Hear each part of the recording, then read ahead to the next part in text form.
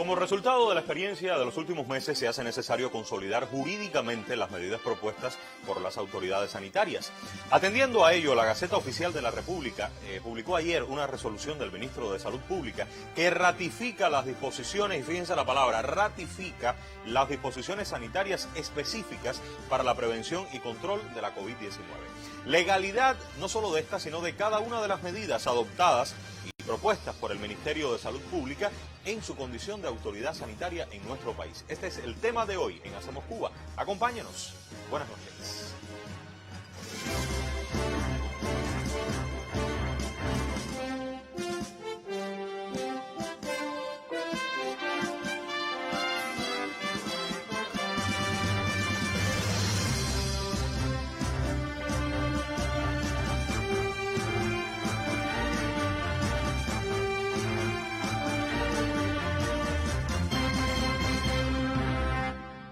Bueno, se trata de una resolución que se publicó ayer. Recuerden el programa dedicado a la Gaceta Oficial. Vamos a recordar cómo encontrar las nuevas disposiciones jurídicas en nuestro país. Bueno, a través del sitio web de la Gaceta Oficial. Aquí lo tengo. Fíjense, con un diseño novedoso. Recuerden, lo explicamos en el programa. Vamos a buscar una de las formas en las cuales puedo encontrar. Vamos a escoger, por ejemplo, ediciones del mes. Porque estamos hablando de ayer. Estamos dentro del mes. Mes mayo. Ubicamos aquí, año 2020. Buscar. Perfecto. Y aquí tengo la de hoy y tengo esta de ayer, que es la resolución 128-2020, Ministerio de Salud Pública. Vamos a abrirla. Y usted le da a descargar, aquí la podemos encontrar. Abrimos y encontramos la resolución, repito, 128 de 2020 aquí está en formato PDF, completamente la pueden ir consultando en la medida que avance nuestro programa. Pero fíjense que yo utilizaba la palabra, ella la tiene varias veces. Ratifica, confirma. Voy a dar la bienvenida a mi invitada, la directora jurídica del Ministerio de Salud Pública. Un placer que nos acompañe.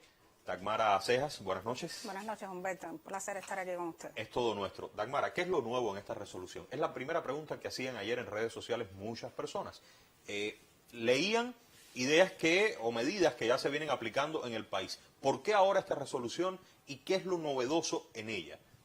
Sí, buenas noches, Humberto. Esta resolución ciertamente sale publicada en el día de ayer en la Gaceta Oficial, pero viene a ser la confirmación de un grupo de medidas y de medidas sanitarias que están implementadas en el país desde finales del mes de marzo, a partir de haber reconocido que estamos en una situación de emergencia epidemiológica.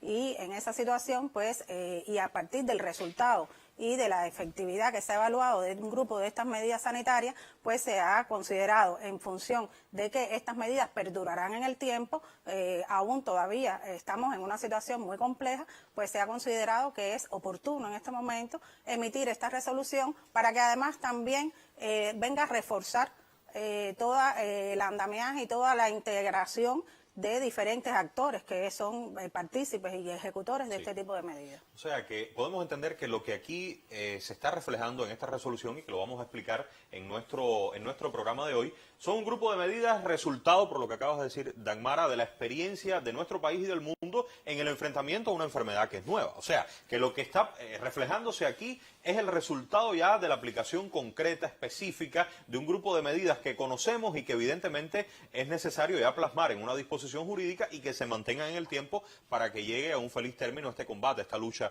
epidemiológica. Pero yo creo que se impone entonces, Dagmara, ante esto la pregunta. Bueno, y antes de la resolución, todas las medidas que se adoptaban, ¿tenían un fundamento legal o el fundamento legal acaba de aparecer ayer con esta resolución?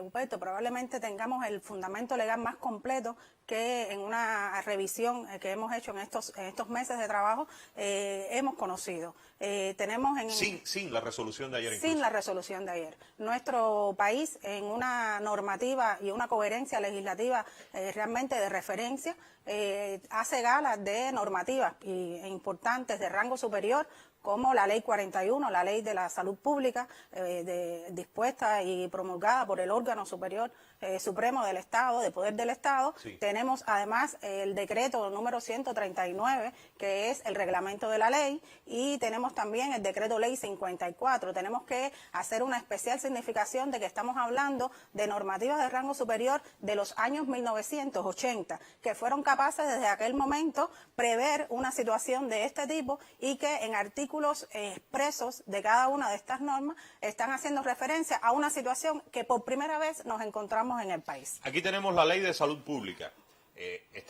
Nosotros casi todos estos programas, Dagmara, los hemos comenzado hablando del artículo 45 de la Constitución por la cuestión de los límites de los derechos. Así que hoy no va a ser la excepción. En algún momento tendremos por acá el artículo 45 para recordarlo nuevamente, porque viene a colación perfecto. Ahora, la Ley de Salud Pública está en su artículo 64%, la puede encontrar también en la Gaceta Oficial, hablando de situaciones ocasionadas por desastres naturales u otra índole. Y bueno, ya está diciendo que el Ministerio de Salud Pública puede dictar medidas sanitarias y antiepidémicas. Humberto, esta ley es una ley que es de diario trabajo en el Ministerio de Salud Pública, en el Sistema Nacional de la Luz. Es una ley que es del año 83, pero que tiene una total vigencia y en estos momentos nos ha demostrado la capacidad previsora que tuvieron todos los que en aquel momento la concibieron. Y por primera vez hemos tenido que activar el artículo 64 en una situación de este tipo, a los efectos de que el Ministerio de Salud Pública, como la autoridad rectora sanitaria en el país, disponga las medidas sanitarias que en definitiva se corresponden a una situación de este tipo. Tendremos que precisar que la pandemia de la COVID-19 requiere de medidas específicas y hay medidas sanitarias previstas de carácter general en los cuerpos normativos que ya hicimos referencia, pero que en este momento estamos disponiendo sobre las específicas que también ya han dado resultados en este tiempo. Hay un elemento muy importante y es el que tiene que ver con el carácter obligatorio de estas medidas. O sea, estudiando en estos días encontramos el decreto ley al que tú hacías referencia. Se trata del 54, exactamente. El decreto ley 54 del año 1982. Porque, fíjense, se trata de medidas dispuestas por la autoridad sanitaria,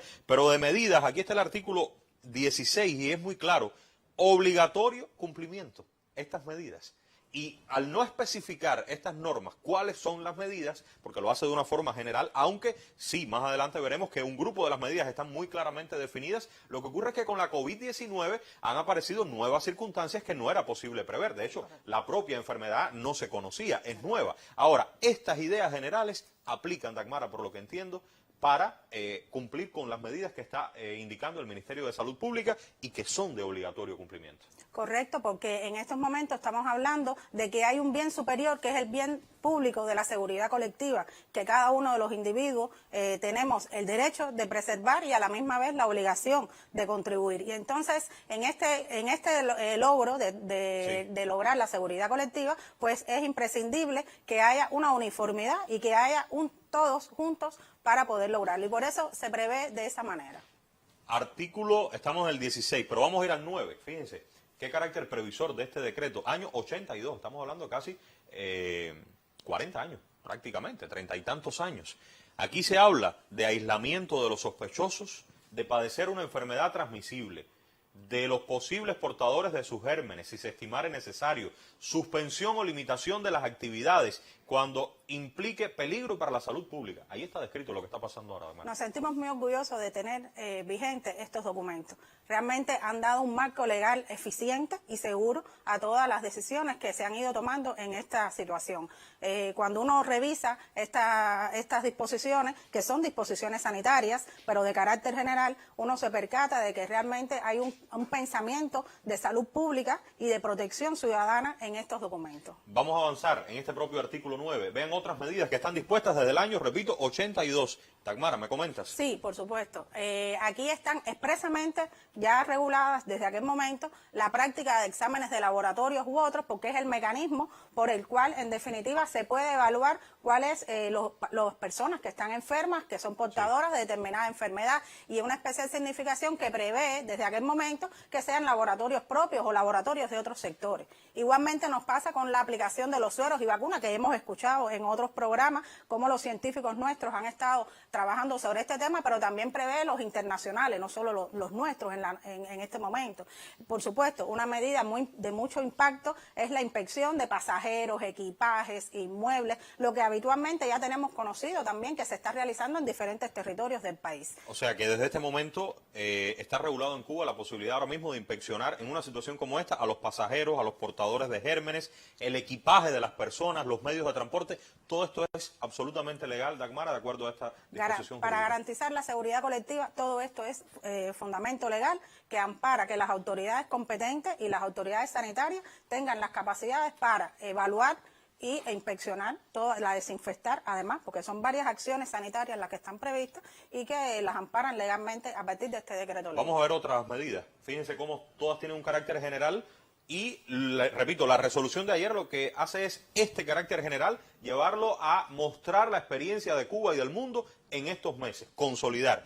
Aquí se habla de desinfección, fíjense, áreas, inmuebles, ropas, utensilios, Dagmara. Sí, aquí estamos haciendo una referencia que, bueno, por lo general todos estamos hoy con una poca movilidad, pero los que en definitiva sí han sido objeto por razones de trabajo o temas muy específicos han tenido que trasladarse, sabe que han sido objeto en las fronteras y en las demarcaciones territoriales de los municipios y las provincias, está ocurriendo toda esta actividad, porque es la manera de lograr el control epidemiológico y de evitar la propagación de la enfermedad. De igual manera, en estos aspectos aquí tenemos como algo muy importante sí, el último inciso de ese artículo, que es el de las demás que determina la autoridad sanitaria competente. Las demás. Que en este sentido el legislador previó que habrían otras que podrían ser necesarias de acuerdo al tipo de enfermedad o de circunstancia de amenaza a la salud humana y lo dejó de una manera abierta, que es lo que en definitiva hoy nos ha permitido también establecer las que hoy son motivo de este programa. Claro, o sea que si usted no ha encontrado las medidas claramente expuestas en las anteriores, bueno, si quedó alguna duda, aquí debajo dice las demás que determine la autoridad sanitaria competente. Y comenzamos hablando de la Ley de Salud Pública y estableciendo quién es la autoridad sanitaria competente. Es el Ministerio de Salud Pública, en definitiva. El Ministerio de Salud Pública, en los primeros artículos de la Ley 41, queda recogido como la autoridad rectora de la salud pública en el país. El decreto 139, estuve revisando también qué importancia tiene. Ya sabemos, fíjense que está todo esto general así planteado. Ahora, ¿qué otro elemento nos permite llegar a los fundamentos que ustedes han estado utilizando hasta este momento? El decreto 139 del año 1988 nos da el fundamento específico para la situación en la que nos encontramos. Sí. Los artículos 108, 109 y 110 del decreto 139 están reconociendo en aquel momento que podía ocurrir una situación de emergencia epidemiológica en la que nos encontramos. Y estas situaciones además prevé en qué momentos ocurren epidemias, pandemias u otros elementos que aparecen ahí recogidos. Y además prevé que en situaciones de este tipo, reconocidas y con medidas sanitarias dictadas, pues todos debemos involucrarnos y dar carácter de obligatorio cumplimiento. Y cuando hablamos de todo, hablamos desde los órganos, organismos, organizaciones de masa y de toda la población. O sea, también en el año 88 un decreto, o sea, Consejo de Ministros, regulando, fíjense que el MINSAP dictará disposiciones, como está ocurriendo, cuáles son los factores que provocarán las situaciones de emergencia. Entre ellos está expresamente regulado la pandemia. Y que son de obligatorio cumplimiento para instituciones y para personas. Y para toda la población. Ahora, creo que habría que pensar, Dagmara, en quiénes pueden estar, digamos, como autoridades del Ministerio de Salud Pública concretamente, ya no hablando de ministerio como institución, sino hablando de personas que concretamente pueden hacer cumplir cada una de estas disposiciones. En este sentido, ¿hay algo regulado también? Sí, tenemos también el decreto ley 54 prevé que la autoridad sanitaria y luego su resolución 215, que viene a ser su complemento, sí, resolución 215, que es del año 1987, todas normativas vigentes y de diario uso en el Sistema Nacional de Salud. Esta resolución 215, que es el reglamento de la inspección sanitaria estatal en el Sistema Nacional de Salud, con su fundamento legal, el decreto ley 254, está disponiendo quiénes son las autoridades sanitarias. Y la autoridad sanitaria en Cuba está previsto que sea desde el ministro de Salud Pública y los que expresamente ahí se designan hasta un inspector sanitario estatal, que puede ser un médico expresamente, y también en situaciones de este tipo expresamente refiere que se pueden designar inspectores estatales para contribuir y poder convocar a otros a esta actividad. Vamos a tratar de enlazar las ideas que usted ha dicho antes. ¿Un médico puede ser una autoridad sanitaria en este momento? Sí, correcto. Un médico puede ser una autoridad sanitaria en estos momentos. Y si usted acaba de decir hace un momento que las medidas que dispone la autoridad sanitaria son de obligatorio cumplimiento, ¿quiere decir que lo que disponga un médico en este momento es de obligatorio cumplimiento? Es correcto. Ese es el sentir, y es que cada uno de los que participan en los cuidados, en la atención o en la garantía del riesgo epidemiológico, cada uno de ellos tiene una función en estos momentos. Y esa función es de obligatorio cumplimiento, porque cada una de ellas contribuye a evitar la transmisión de la enfermedad, o está dirigida a evitar la transmisión de la enfermedad, cortar la transmisión de la enfermedad. Repetimos, un médico constituye en este momento una autoridad sanitaria, regulados del año 88, decreto, resolución 215, año 87 concretamente, y es de obligatorio cumplimiento para todos aquellos que dicte una autoridad sanitaria. Aquí veíamos en la imagen anterior que tienen más de 40 funciones las autoridades sanitarias y disponen medidas importantes. Aquí algunos ejemplos. ¿Podemos ilustrarlos? Te comentaba que esta es una resolución de uso permanente en el país por este cuerpo de inspectores, y además ordena toda la actividad sanitaria, epidemiológica en el país en muchos frentes. No solo ahora. No solo ahora. Por eso me parece importante acotar que no es un documento que ahora estamos utilizando. No, este es el sistema de trabajo permanente de esta actividad. Y precisamente por la alta responsabilidad que tiene esta actividad es que también se le ha dado una facultad. Todas estas facultades que, como tú referías, aparecen ahí. Estas son principales. Sanitaria, por ejemplo. Sí, son medidas sanitarias que tienen un impacto.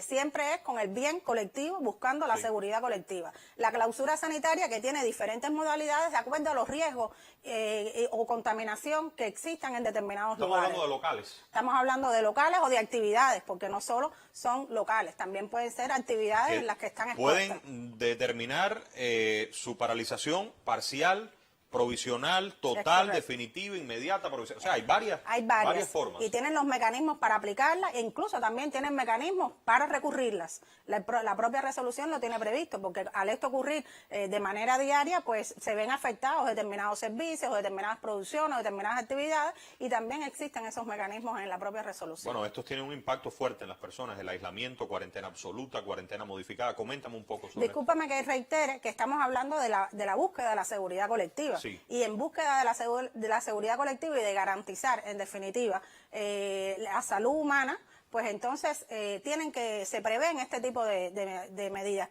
sanitarias que tienen un reconocimiento epidemiológico, no es un aporte solamente de nuestra salud pública, son medidas efectivas internacionalmente, vinculadas al aislamiento de las personas enfermas o conocidas ya que están expuestas, la cuarentena absoluta, la cuarentena modificada, que están, en definitiva, se van utilizando de acuerdo a los riesgos y a los niveles de infestación que existen en cada uno de esos lugares. Aquí vuelven algunas de las ideas que explicamos en las disposiciones jurídicas anteriores, pero son medidas de impacto fuerte. Sí. O sea, cuarentena absoluta, cuarentena modificada. Ahora, por ejemplo, no hemos llegado a la cuarentena absoluta. Realmente hemos estado trabajando de una manera muy intensa y coordinada, y eso ha permitido que las medidas que se han tomado en el país han evitado hasta este momento llegar a una situación de ese tipo. Pero es posible, legalmente. Pero es posible, está prevista.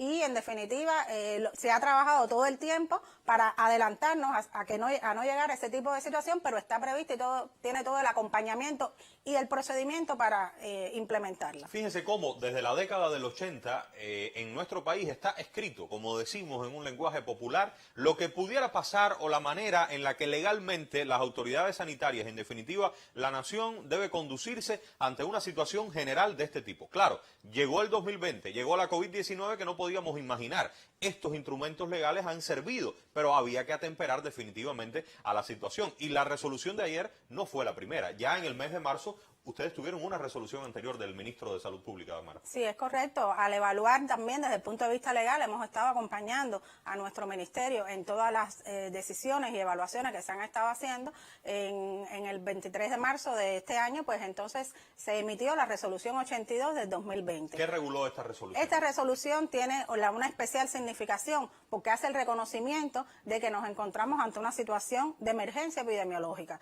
Y ante esa situación, pues entonces establece como un aspecto de especial significación las medidas de aislamiento obligatorio desde el 24 de marzo del 2020 y hasta tanto se requiera por un periodo de 14 días para todos aquellos, todas aquellas personas que entraran al país desde el exterior y también para todas las que en el territorio nacional se consideraran sospechosas. Aquí ya se está hablando de los 14 días específicos para la COVID-19. Específica para esta enfermedad. La cuarentena como medida epidemiológica, pero extraordinaria, como tú me explicabas. Sí, porque aunque ciertamente son medidas sanitarias previstas en estos cuerpos legales que hemos estado explicando, también tienen un alto impacto social y económico y no el interés de la actividad de control que se está haciendo no es en definitiva clausurar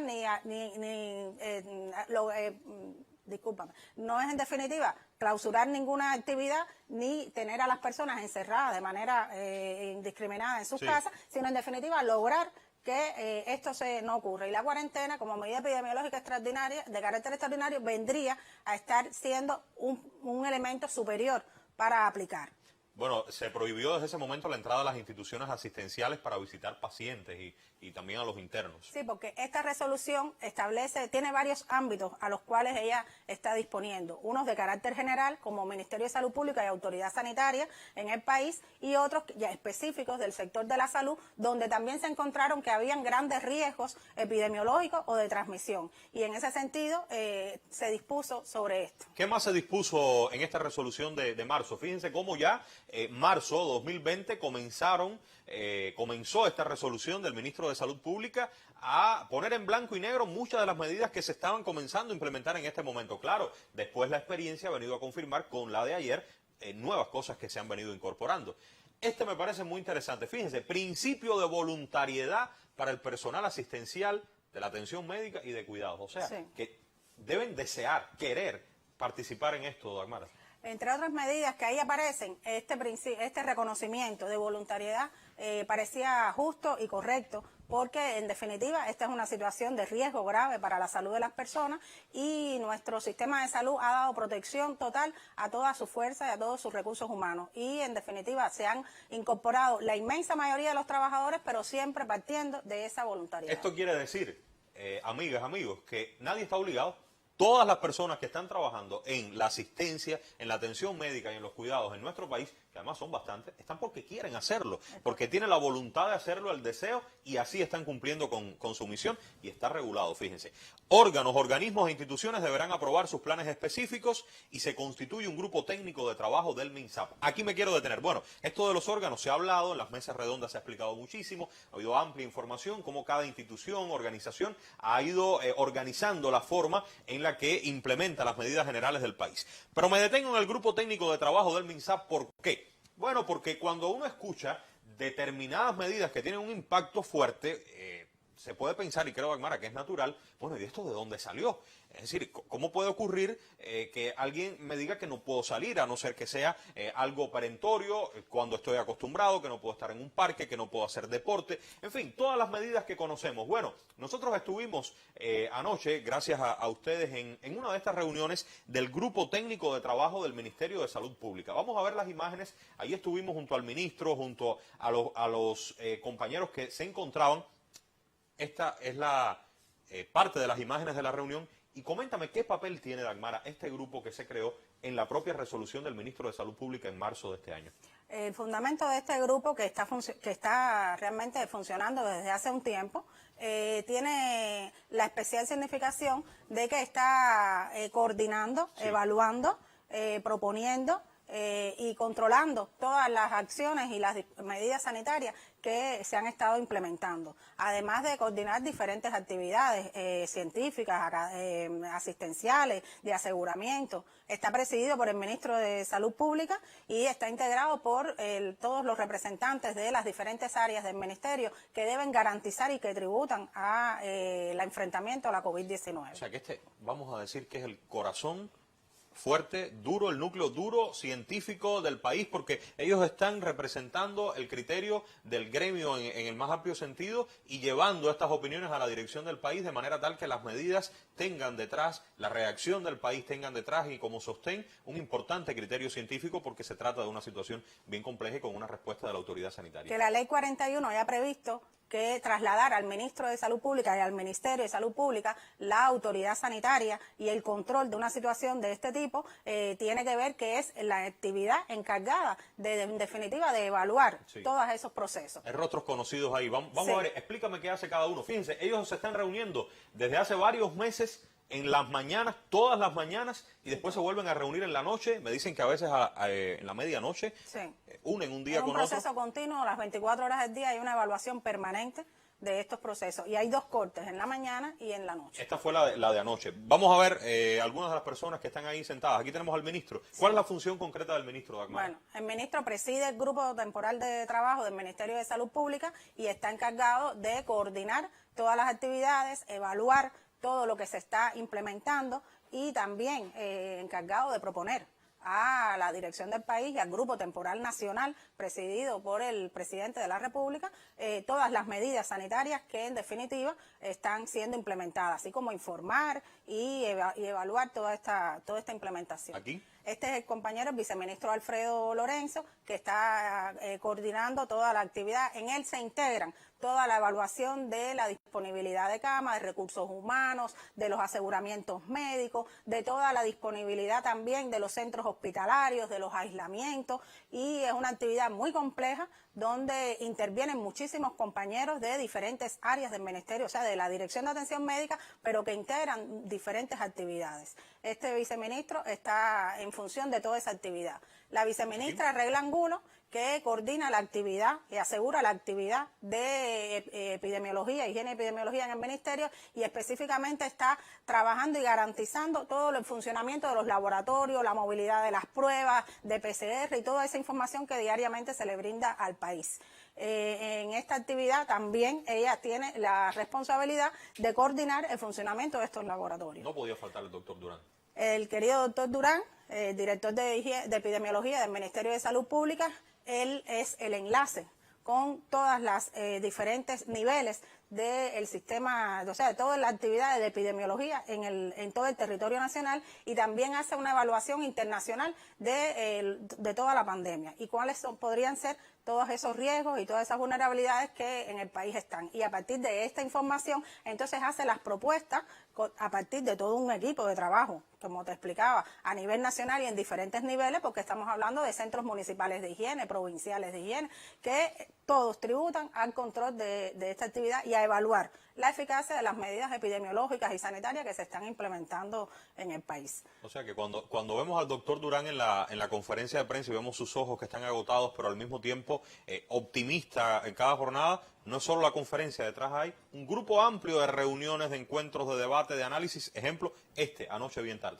Sí, y es de ciencia en definitiva, porque todos esos escenarios de evaluación son escenarios de ciencia y de evidencia y de investigación. ¿De ciencia también? De Ciencia e Investigación, la doctora Ileana Morales, que es la directora de esta actividad en el Ministerio, y ella representa a un grupo importante de científicos, de médicos, de investigadores que han estado durante todos estos meses y ya también en varias oportunidades han presentado sus resultados, y ella en definitiva está ahí representando todo ese esfuerzo y toda esa introducción de ensayos clínicos, de medicamentos, del ajuste de los protocolos de atención médica preventivos y curativos que se le brindan hoy a los pacientes en Cuba de la enfermedad COVID-19. Ciencia que no solo es del área médica, porque hemos escuchado tantas veces las matemáticas, por poner un ejemplo, también imagino que hay un papel importante en este sentido. Y este compañero que vemos el doctor Somar Rivas es el director del Centro de Dirección Ministerial, que podemos decir que es el puesto de mando en el Ministerio de Salud Pública de la COVID-19. Hacia esta dirección tributan todas las direcciones provinciales de salud, las informaciones, los indicadores y el cumplimiento, además de las indicaciones que diariamente el grupo de trabajo implementa. Ahora, solo las decisiones se toman por parte de estas personas que hemos visto aquí en la capital, en el Ministerio de Salud Pública. No hay más participación del resto resto del país? No, en la resolución 82 prevé que además del grupo temporal de trabajo del Ministerio de Salud Pública, en una composición similar, las direcciones provinciales de salud constituyen sus grupos temporales a nivel de esa dirección, para igual en el territorio hacer estas evaluaciones, en definitiva, de las que se trasladan de la dirección del ministerio y las que hay a nivel del territorio, de conjunto con las autoridades del Consejo de Defensa Provincial, pues consideran que son las pertinentes a ese nivel. Y en el grupo temporal provincial pues existe una evaluación similar, también se reúnen de manera diaria y el ministerio en el grupo temporal de trabajo en la sesión de la noche le hace una evaluación del cumplimiento de estas actividades. Sí, aquí Que vemos han entonces sido las provincias desarrolladas en el día. Si esta es la videoconferencia que todas las noches se hace, ahí como aparece en la pantalla, están todas las direcciones provinciales con sus grupos temporales constituidos y van dando información de los indicadores, Humberto, que en definitiva son los que el ministerio está siguiendo para evaluar en definitiva el control y el enfrentamiento a la pandemia. Ven ustedes todas las provincias. Y quedan pocos instantes del programa, nos quedan alrededor de 4 minutos, Dagmara. Y quiero dedicarlo, fíjense cómo yo comenzamos hablando de la resolución de ayer, y las personas preguntaban, y fue mi primera interrogante, ¿dónde está lo nuevo? Bueno, pues lo nuevo en todo lo que ustedes han visto aquí. Lo nuevo, resulta que desde la década del 80, desde 1980 y tantos principios, el país tenía regulada para situaciones de este tipo una respuesta. Y esa respuesta es la que se ha implementado por parte de las autoridades sanitarias en total apego a la legalidad. ¿Qué ha ocurrido? Bueno, que el resultado, la experiencia, el análisis del mundo y de la experiencia propiamente cubana ha permitido regular específicamente lo que estamos haciendo. Y esa es la resolución de la jornada de ayer. Vamos a ver rápidamente algunas de las ideas. Yo les invito, repito, a buscarla en la Gaceta Oficial de la República, pero fíjense que aquí hay palabras tales como confirmar, claro, porque son cosas que se estaban haciendo, pero que ahora mismo aparecen en una disposición jurídica con este verbo, confirmar que lo que estamos haciendo está bien. ¿Es así, Dagmara? Es correcto, porque a partir de la evaluación que estas medidas que se han implementado han tenido realmente un efecto positivo en el control de la pandemia, pues se ha considerado pertinente y necesario confirmar su utilización, porque además, como expresábamos al principio del programa, estas medidas deberán permanecer durante un tiempo más y deberán continuar tributando a esta situación. Aquí tenemos los exámenes de laboratorio, que pueden ser por test rápidos o de los PCR de los que tanto hemos hablado, los sueros, vacunas, otros recursos preventivos. Vamos a avanzar y ver otras medidas que se ratifican, se confirman en esta resolución de la jornada de ayer. Inspeccionar y desinfectar zonas, inmuebles, pasajeros, equipajes, medios de transporte, efectuar pesquisaje activo y sistemático. Esto sí no lo había visto antes. Es correcto, porque esta es una de las medidas específicas para el enfrentamiento a la pandemia de la COVID-19, que ha tenido además un impacto súper importante en el control de la enfermedad y en el país. Y por la importancia que se ha considerado, que ha tenido, pues se ha considerado una herramienta sanitaria, en definitiva una disposición sanitaria, y se le ha dado ese rango en esta resolución. Veamos otras medidas que se confirman, que se ratifican en esta resolución de la jornada de ayer. El distanciamiento social, está claro, permanecer en las viviendas, asistir a institución de salud ante síntomas o conocimiento de contacto con caso positivo. Fíjense que todo esto es obligatorio, de acuerdo a esta resolución. O sea, el distanciamiento social no es porque yo tenga el deseo, es obligatorio. Permanecer en las viviendas, carácter obligatorio.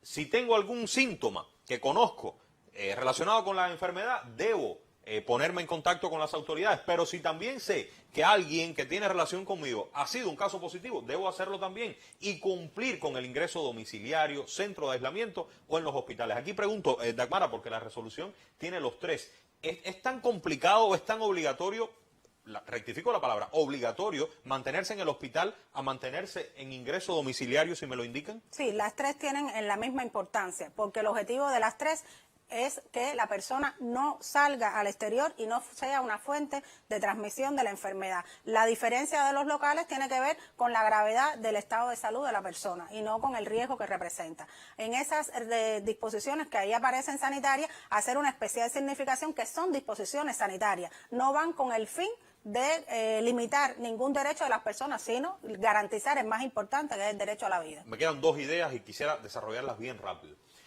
¿Por qué darle tanta importancia a que sea la autoridad sanitaria en Cuba quien disponga todo esto? Porque por ejemplo, la cuestión de las escuelas pudiera determinarlo, digamos, el Ministerio de Educación. En cambio, por poner un ejemplo, veo que esencialmente se concentran las decisiones y las evaluaciones en la autoridad sanitaria. Nosotros, primero que todo, vemos una esencia política y de garantía ciudadana que siempre ha tenido muy claro el Estado cubano. Y es que garantizar la salud de las personas viene a ser la principal tarea de todos. Y concentrar y trasladar al Ministerio de Salud Pública esta responsabilidad y esta autoridad significa que el Estado se auxilia del que además ya ha designado como el responsable para garantizarla y el que tiene además las capacidades instaladas para evaluarla, proponer, asesorar al país y en definitiva de una manera científica, de una manera con evidencia, se pueda garantizar y se pueda coordinar toda la implementación de estas medidas. Porque podemos ver ejemplos de cuando no es así. Podemos ver ejemplos de una transnacional que con un criterio económico diga, no, aquí vamos a empezar a trabajar, aquí hay que regresar ya, aunque la autoridad sanitaria de este país esté diciendo otra cosa, pero aquí lo que prima es el interés económico. Sí. O sea, que si la autoridad sanitaria no determina, ahí viene el problema. Y lo segundo, y con esto termino, la participación popular. De nada vale que el pueblo, que la mayoría, que nosotros nos integremos y entre todos podamos cumplir para vencer esta batalla. Te agradezco muchísimo la presencia esta primera vez. Sí. Indudablemente creo que queda la puerta abierta para una segunda oportunidad. Excelente. Y seguir, porque sé que vendrán nuevas medidas que correcto. se ratificarán en disposiciones jurídicas. Es correcto. Ha sido un placer. Gracias. Aunque por ahora es todo. Muy pronto regresaremos.